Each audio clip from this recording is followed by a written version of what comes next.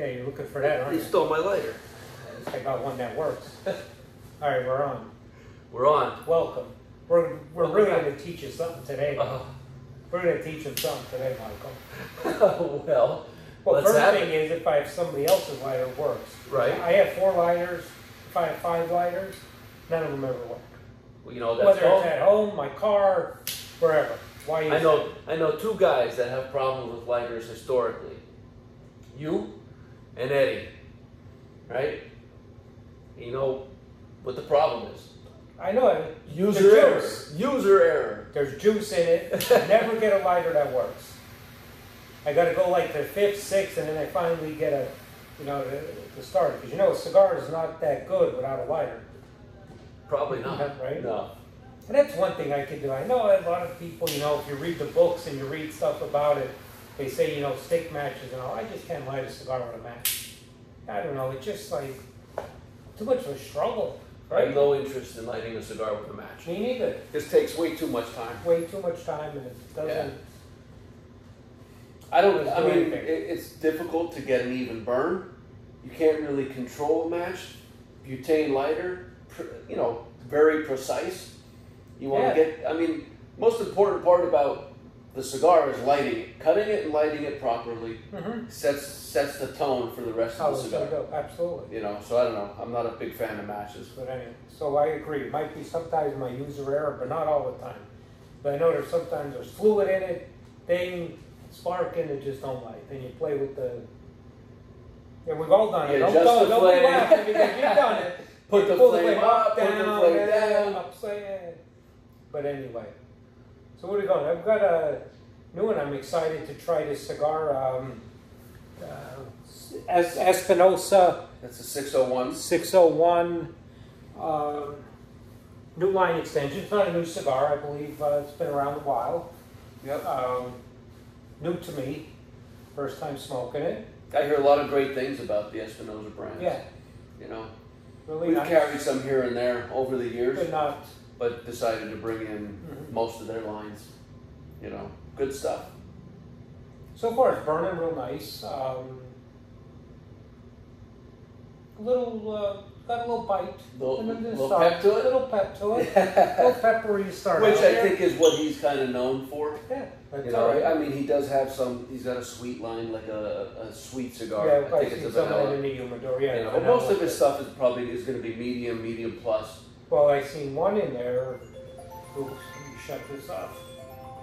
I seen one of his cigars in there. I don't remember which one now because I'm still learning about him. It says something to the effect, "This is a strong cigar. This is." It's the 601 La Bamba. Yeah, that's it. Yep. But what does it say? It says something like, "This is strong. It's overpowering." And so I went to the next one. I think that it accomplished what the message was sent there. But you know what, though? I wonder. I'm going to smoke it one day. And sometimes when you hear something where you get your expectations, and then it doesn't always meet your expectations. Yeah, you're thinking you're today wasn't the day. You're going to be laying on the floor after that cigar. Today wasn't today, but I'll give it a whack. All right. Yeah. But I was like, I think that's that's interesting. something. That sounds like something I would enjoy as well. But it brings me actually to another point where we're talking about full-bodied cigars, and and we're in the humidor all day long recommending cigars. I don't remember the last time that I had a cigar that it was overpoweringly strong. Is it because I'm not smoking the right one, or is it because you're just used to it? Your palate is comfortable with it. It's something that you're able to handle. Well, I think, me too. I mean, there's some stronger ones out there, but not overpowering. But I think, that was like 4 or 5 years ago. Everything was coming out strong. But I think now you see a lot of manufacturers, a lot of cigars being made now.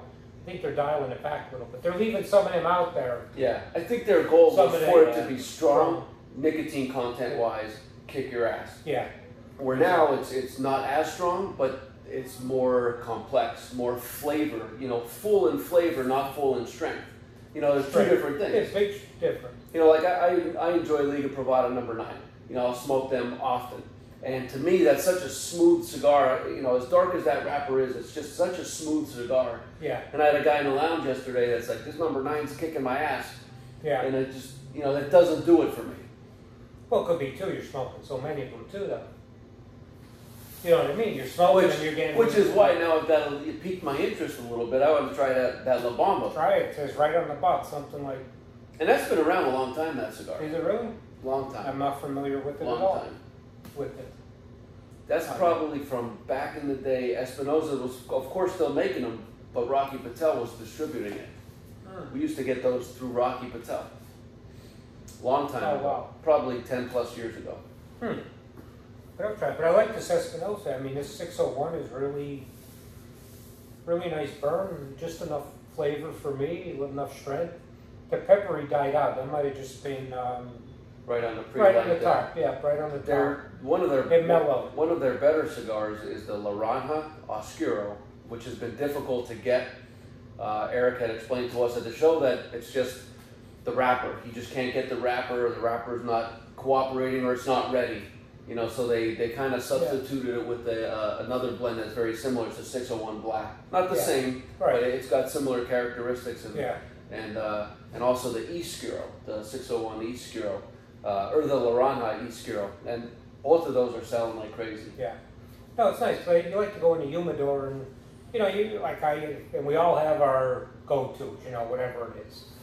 But every once in a while you like to try something different and new. And Challenge yourself. Challenge it. Challenge yourself a little bit. Picking up. Speaking You know, of, something different. Speaking of challenges, who's got a challenge on their hand tonight? Ooh. Cowboys Bucks, right? That's right. Cowboys Bucks. Well, opening weekend. Opening weekend. Looking forward to it. Yep. All I hear on the radio is all, you know, the fantasy sports and the prop bets and the straight up bets and all this sports betting. I'm gonna get sucked in. I'm gonna get sucked in. I'm gonna get sucked in. I think I have a few going already. Yep. And they make it sound so easy. We'll just do this. If this says this, do that, you're good. And it looks good before the game starts, right? Everyone, Real good. Oh, how can that? It's gotta happen. Absolutely. It's gotta happen. They got Leonard Fournette, 70% chance of scoring a touchdown tonight. Oh, absolutely. So how could you go get 70%?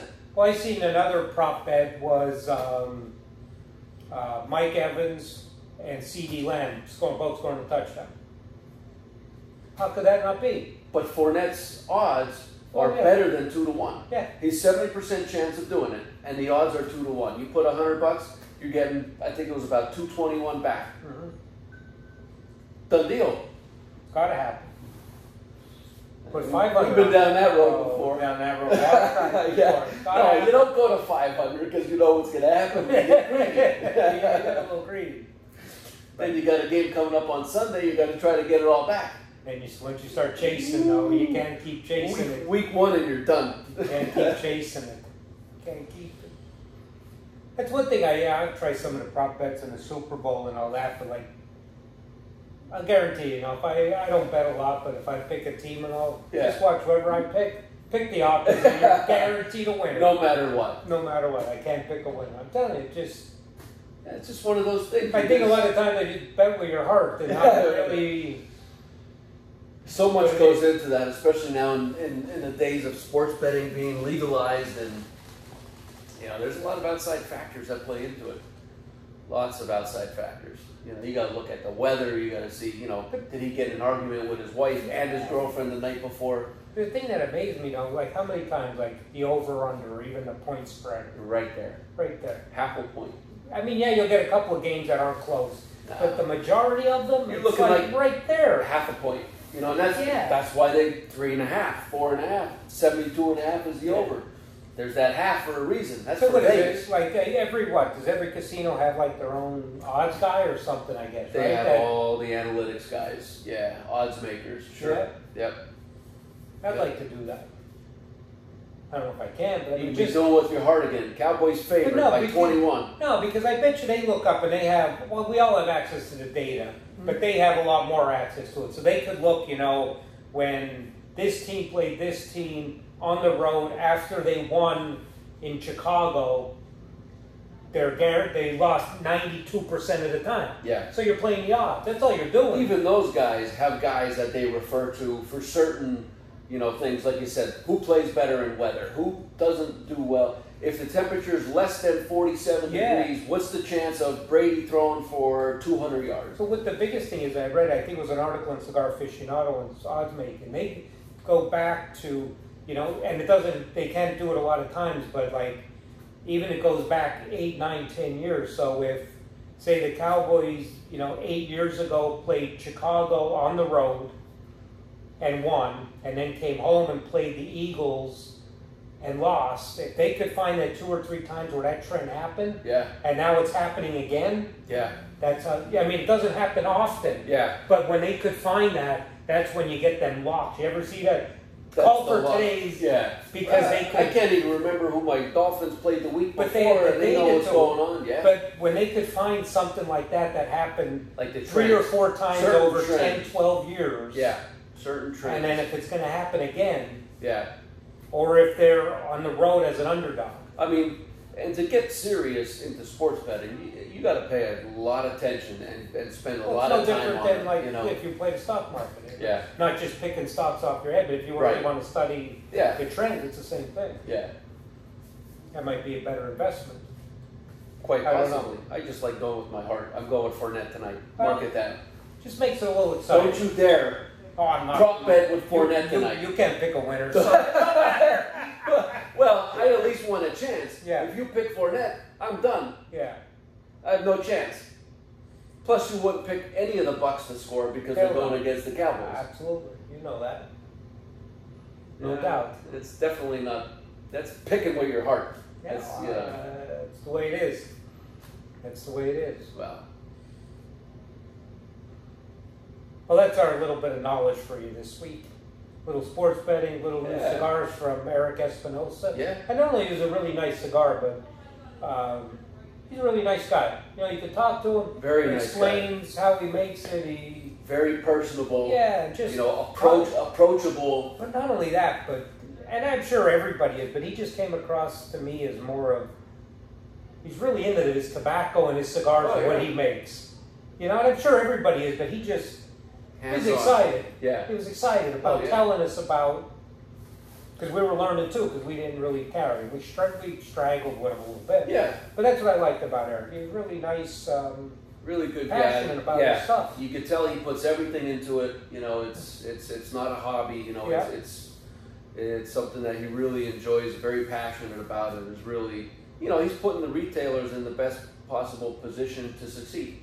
That's what more could you ask for? Well, because it's no good enough we buy from him and then they sit on our shelf forever and don't sell them. I mean, it's not good for them either. No. 15 years ago, remember these guys? They wouldn't care. They'd sell it to you, let it sit on your shelf. Wasn't even worried about a second rebuy. Today's day and age, with how tight they monitor their inventory, they want turns. Those guys, they're interested. If it's not selling, they'll take it back and put it somewhere else that it's selling. They're not going to leave you hung out to dry. Exactly. So, that's our little bit for today. Till next week. Check back in, see how we did on our prop bets. And the Cowboys will be 1-0 next week. No, Super Bowl, defending Super Bowl champions. Got everybody back, coaching staff back. That's unbelievable right there. 22 returning starters. Even did not lose a single coach on the staff. I know. And that's unheard of. Unheard of. Absolutely. So, there's a good culture there. Really good culture. We'll see what happens. But if the Cowboys are able to win, that's a huge win. No doubt. Huge win. So, see what happens. That's why they play the games. Yep. All right, we'll see you guys next week.